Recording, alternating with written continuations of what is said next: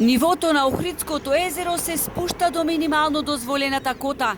Граѓанските активисти со апел до ЕСАМА да се затворат испустите на Дрим во Струга, бидејќи водата во езерото значително е намалена.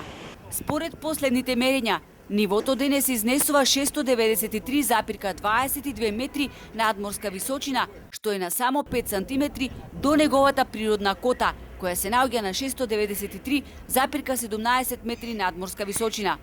Проблемот со кој се соочуваме во еден голем временски континуитет од ден на ден предизвикува се поголеми последици. Наметнатите осцилации на езерото се опасни. Експертите и граѓанските активисти со години наназад укажуваат дека проблемот лежи во нерегулираниот истек на вода од Охридското езеро. И тоа да се направи со правилен испуст, електронски испуст на Дримот во Струга, кој автоматски, кога ќе дојде поголема количина вода во езерото, автоматски ќе се спушта браната и кој ќе се намали, ќе се крева. Ова е со цел да се искористи водата за производство на електрична енергија. Меѓутоа, да се прави штета на езеро кое е заштитено од УНЕСКО, мислам дека е греот и срамота.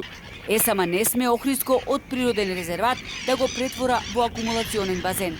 Од почетокот на месец март па се до јуни, нивото на езерото алармантно се покачува, некогаш и за критични 86 сантиметри над дозволениот максимум, а само 4 месеци подоцна тоа нагло се празни.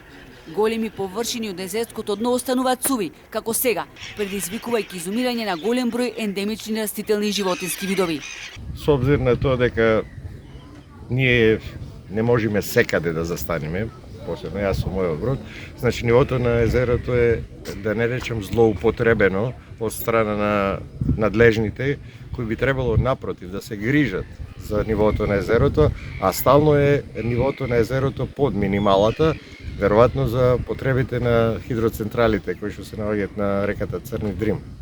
Од ЕСАМА тврдат дека уделот на Охридското езеро во производство на електрична енергија во моментов е 1%.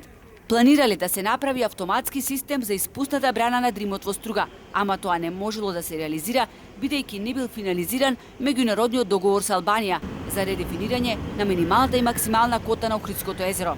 Требало да се договорат и со општина Струга за изгледот на објектот кој би се направил, да не го нарушил автентичниот историски дизајн.